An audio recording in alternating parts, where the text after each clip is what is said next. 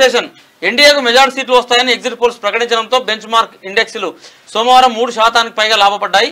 సెన్సెక్స్ 2507 పాయింట్లు ర్యాలీ చేసి 76,469 వద్ద సెటిల్ అయింది. రైట్ గా ఇది సెన్సెక్స్ కథ అయితే ఎప్పుడైతే ఎగ్జిట్ పోల్స్ ఎన్డీఏకు అనుకూలంగా ఉన్నాయని చెప్పి దాదాపుగా అన్ని ఎగ్జిట్ పోల్ చెప్పినటువంటి అర్ధరాత్రే టోల్ ఛార్జీలు దేశవ్యాప్తంగా 5% పెంచారు, పాల ధర ₹5 పెంచారు.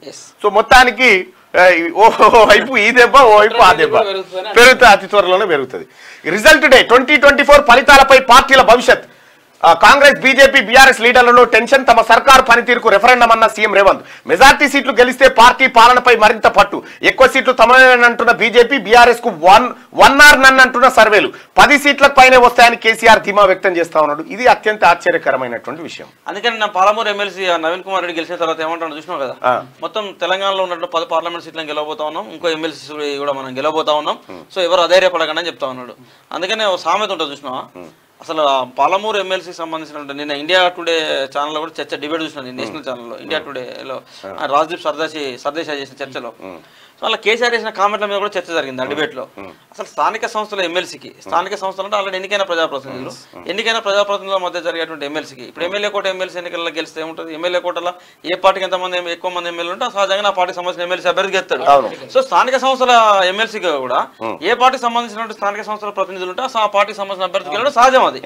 సో అది కాకపోతే ఏంటంటే కాంగ్రెస్ పార్టీ ఈ రాష్ట్రంలో అధికారంలోకి వచ్చిన తర్వాత ముఖ్యమంత్రి సొంత జిల్లాని ఒక ప్రయోగం చేయాలనుకున్నది విఫలమైంది. సో ఇది టీఆర్ఎస్ పార్టీకి బూస్ట్ ఎట్లయితుంది, టీఆర్ఎస్ పార్టీ క్యాడర్ కు ఎక్కడ అవకాశం ఉన్నది, సో ప్రజల యొక్క నాడు ఎట్లయితుంది. అంటే ఇక్కడ మనం గమనించాల్సింది, సంకల్ గుద్దుకునే వాళ్ళు ఎవరైతే ఉన్నారో ఆల్రెడీ స్థానిక సంస్థల బీఆర్ఎస్ కు సంబంధించి ఉమ్మడి మహబూబ్ నగర్ జిల్లాలో 1000 పైచిలకు ఓట్లు ఉండే. 1000 పైచిలకు ఓట్లలో 333 ఓట్లు అలాగ రాలే వాళ్ళ ఓట్లే. సో అది పక్కకు పెడితే కాసేపు తాత్కాలికంగా క్యాడర్ ఆందోళన పడకుండా 28 గంటలు మత్తు ఇంజెక్షన్ ఇచ్చే కార్యక్రమమే కేసీఆర్ వ్యాఖ్యలు. అంతే తప్ప కానీ కేసీఆర్ పర్ఫార్మెన్స్ ఎన్నికల్లో మీరు చూస్తారు. కాసేపట్లో రిజల్ట్ కూడా మనకు అందుబాటులోకి వస్తుంది. 8:20 అయితే ఉంది. మరి కాసేపట్లో పోస్టల్ బ్యాలెట్లకు సంబంధించినటువంటి లెక్క బయటకు వస్తుంది, మనం చూస్తూ ఉండొచ్చు ఎప్పటికప్పుడు. ఇక లోక్సభ ఎన్నికల ఫలితాల కోసం అన్ని పార్టీలు ఉత్కంఠగా ఎదురు చూస్తున్నాయి. నాయకులంతా గెలుపుపై ఎవరి ధీమా వాళ్ళు వ్యక్తం చేస్తున్నప్పటికీ లోపల టెన్షన్ పడుతున్నారు. ఈ ఎన్నికల ఫలితాలు రాష్ట్రంలో వివిధ పార్టీల భవిష్యత్తు నిర్ణయించబోతుండమే ఈ ఆందోళన కారణంగా విశ్లేషకులు చెప్తున్నారు. ఇక్కడ సో ఎందుకు విశ్లేషకులు చెప్తా ఉన్నారు అన్ని పార్టీల రాజకీయ భవిష్యత్తు అన్న దానికి సంబంధించి అంటే, సో టీఆర్ఎస్ పార్టీకి సర్వేలు చెప్పినట్టుగా నన్నార్ 1 సీట్కే కనుక పరిమితం అయితే ఆ పార్టీ రాజకీయంగా పూర్తిగా భూస్థాపితమైన ప్రమాదం ఉంటుంది. ఒకవేళ టీఆర్ఎస్ భూస్థాపితం అయినప్పుడు సహజంగా ఆ ప్లేస్ లోకి ఎవరు రాగలుగుతారు, Bharatiya Janata party. So Bharatiya Janata party once ఒకసారి ఒక రాష్ట్రం మీద ఫోకస్ చేసిన తర్వాత వాళ్ళు కింది నుంచి వెళ్ళి కొట్టడం అనేది స్టార్ట్ చేస్తారు. సో కింది నుంచి వెళ్ళి కొట్టడం స్టార్ట్ చేయడంలో భాగంగా ఫస్ట్ బీఆర్ఎస్ ను కథం పట్టిస్తారు మొత్తం జీరోగా బీఆర్ఎస్ పార్టీ సంబంధించినటువంటి నాయకులందరికీ. సో మనకు అందుతున్నటువంటి సమాచారం ప్రకారం రిజల్ట్స్ వచ్చినటువంటి రేపో మాపో ఆ పార్టీలో కీలకంగా ఉన్నటువంటి ఒక 7-8 మంది మాజీ ఎమ్మెల్యేలు ఇప్పటికే భారతీయ జనతా పార్టీ అధిష్టానంతో టచ్ లోకి వేరు. అంటే కాంగ్రెస్ పార్టీలో తిరిగి చేరలేనటువంటి అవకాశం ఉన్నటువంటి వారు, అంటే గతంలో కాంగ్రెస్ పార్టీ ఎమ్మెల్యేలుగా కాంగ్రెస్ పార్టీ నాయకులుగా ప్రాతినిధ్యం వహించినటువంటి వారు బీఆర్ఎస్ లో చేరి ఇప్పుడు బీఆర్ఎస్ రాజకీయంగా కనుమరుగవుతున్నటువంటి నేపథ్యంలో ఆ స్థానంలోకి భారతీయ జనతా పార్టీ విస్తరణ ప్రారంభమవుతున్నటువంటి క్రమంలో వాళ్ళంతా కూడా భారతీయ జనతా పార్టీ అధిష్టానం టచ్ లోకి వెళ్తున్నారు అనేది ఒక సమాచారం. సో మా వరంగల్ జిల్లాకు సంబంధించిన భూపాలపల్లి మాజీ ఎమ్మెల్యే రమణారెడ్డి ఆయన భార్య రేపమాపో బీజేపీలో చేరబోతున్నారనే ఒక ప్రచారం జిల్లాలో జరుగుతూ ఉన్నది. సో ఇట్లా అన్ని జిల్లాలో కీలకమైనటువంటి నాయకులంతా కూడా బీజేపీ అగ్రనాయకులతో టచ్ లోకి వెళ్ళిపోతా ఉన్నారు. అయితే ఇందులో బీఆర్ఎస్ పార్టీ క్లోజ్ అయిపోతా ఉన్నది, భారతీయ జనతా పార్టీ ఆ ప్లేస్ లోకి అక్యుపై కాబోతా ఉన్నది. ఇప్పుడు ఆందోళన అంతా కూడా ఏంటంటే కాంగ్రెస్ పార్టీకి ఉన్నది. సో నిజంగా దేశవ్యాప్తంగా మోడీ 3వ ముఖ్యమంత్రి అయిన తర్వాత అన్ని రాష్ట్ర ప్రభుత్వాలను ఆయన ప్రతిపక్షంలో ఉన్న రాష్ట్ర ప్రభుత్వాల పరిస్థితులు ఎట్లుంటాయో తెలుసు కాబట్టి, సో కాంగ్రెస్ పార్టీ ప్రభుత్వం ఉంటుందా లేదా పడగొడతారా అంటే ఎన్నికలకు ముందే లక్ష్మణ్ చేసినటువంటి కామెంట్స్ ఇవన్నీ కూడా ఉన్నాయి కాబట్టి అది దాని మీద ఎక్కువ చర్చ జరుగుతుంది. రైట్ గా రాష్ట్రంలోని మెజార్టీ సీట్లలో గెలుపొందడం ద్వారా ప్రభుత్వంపై పట్టు నిలుపుకోవాలని కాంగ్రెస్ యోచిస్తున్నది. కాంగ్రెస్ కంటే ఒక్క సీట్ అయినా ఎక్కువ గెలిస్తే రాష్ట్రంలో దూకుడు పెంచొచ్చని బీజేపీ అనుకుంటున్నది. ఇక తాము కనీసం ఒక్క సీట్లోనైనా గెలిస్తే పరువు నిలబడుతుందని, లేకుంటే పార్టీ మనగడే ప్రశ్నార్థకంగా మారుతుందని బీఆర్ఎస్ భావిస్తున్నది. అంటే ఒక్క సీట్లోనైనా గెలిచి మనగడం అంటే 106 మంది ఎమ్మెల్యేలు, ఓ 9 మంది ఎంపీలు, ఓ 5-6 రాజ్యసభ, 40 మంది మొన్నటిదాకా 42-43 మంది ఎమ్మెల్సీలు, ఇంత విస్తృతమైనటువంటి 32 మంది జిల్లా పరిషత్ చైర్మన్లు ఇంతమంది ఉండగా ఒకే ఒక్క దెబ్బకు ప్రజా నిర్ణయానికి మొత్తం వచ్చి పాతాళానికి పడ్డది. ఒక్క సీటు గెలిస్తే సాలనే కాడికి వచ్చింది. సో దానికి కూడా ప్రధాన కారణం ఏంటంటే బీఆర్ఎస్ పార్టీ క్యాడర్ కూడా ఎవరు ఆందోళన చెందాల్సిన అవసరం లేదు. ఎప్పుడు కూడా పునాది లేని ఇల్లును మనం ఎంత బలంగా ఎన్ని అంతస్తులు నిర్మించినా ఉండదు. అది పునాది లేని ఇల్లు బ్రహ్మాండమైన 10 అంతస్తులు కనబడుతుంది. ఆ క్షణం నీకు అందంగా కనబడతా ఉంటది. అంటే ఇల్లు నిర్మాణం అయిన తర్వాత రంగులు వేసినప్పుడు లైట్లు వేసినప్పుడు అందంగా కనబడుతుంది. కానీ ఆ పునాది అనేది బలంగా లేదు కాబట్టి ఒకటి కూలడం స్టార్ట్ అయిన తర్వాత ఆఖరిగా పునాదితో సహా మటాస్ అయిపోతుంది.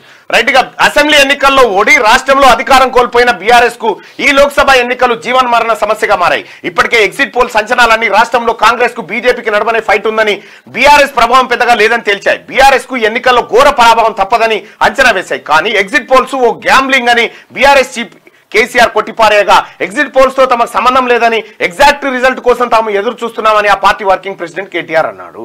నిజంగా వీళ్ళకి అనుకూలంగా ఉంటే అన్ని సంస్థలు చెప్తా ఉన్నాయి కదా, ఆషామాషి కాదు కదా వాళ్ళు చెప్పినాయి అని చెప్తుండే. సో ఈ రకంగా ఎగ్జిట్ పోల్స్ విడుదల చేసిన సంస్థలకు కూడా కేసీఆర్ కేటీఆర్ అనే వాళ్ళ తరపున మనం కృతజ్ఞతలు చెప్పాలి. ఎందుకు కృతజ్ఞతలు చెప్పాలంటే కేసీఆర్ కేటీఆర్ అంటే సహజంగానే వాళ్ళ ఓటమి తట్టుకోరు. సో వాళ్ళు మానసికంగా ప్రిపేర్ చేస్తారు. అంటే 3 రోజులు ఇప్పుడు కూడా ఏమైతే సడన్ షాక్ అయితే కొద్దిగా మైండ్కి రాక ఇబ్బంది అయ్యి జర అంత పిచ్చి పిచ్చి చేసే అవకాశం ఉంటది. కాబట్టి ఈ రాష్ట్ర ప్రజలకు వాళ్ళ పిచ్చి పిచ్చి నుంచి కొంత విముక్తి కలగాలంటే వాళ్ళని మానసికంగా 3-4 నుంచి ఎగ్జిట్ పోల్స్ అని కూడా ప్రిపేర్ చేస్తున్నాయి. బిడ్డ మీ పని అయిపోయింది రాబాయ్, మీకు సీట్లు వస్తలేవు, ఏం టెన్షన్ పడకురా, నిమ్మలంగా ఉండాలంటే ఫస్ట్ సడన్ గా షాకింగ్ న్యూస్ ఉన్నప్పుడు కొంత ఇబ్బంది ఉంటుంది. కానీ మెల్లగా 3 రోజులు అవుతుంది కాబట్టి మనం పెద్దగా ఈ రాష్ట్ర ప్రజలు కూడా ప్రశాంతంగా ఉండొచ్చు. వాళ్ళ పిచ్చి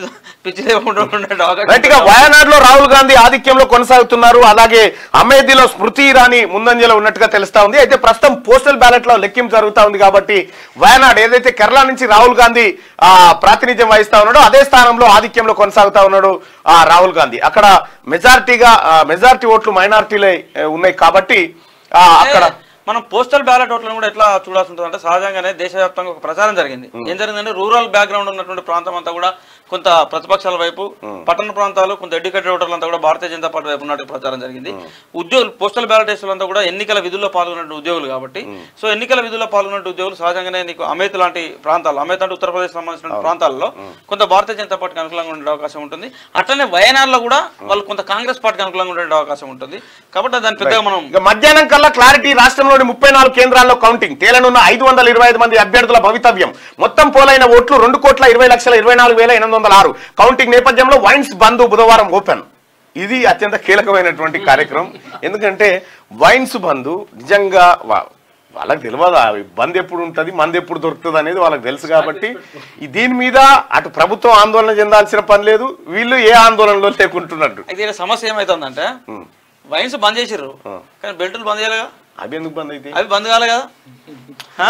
ఇది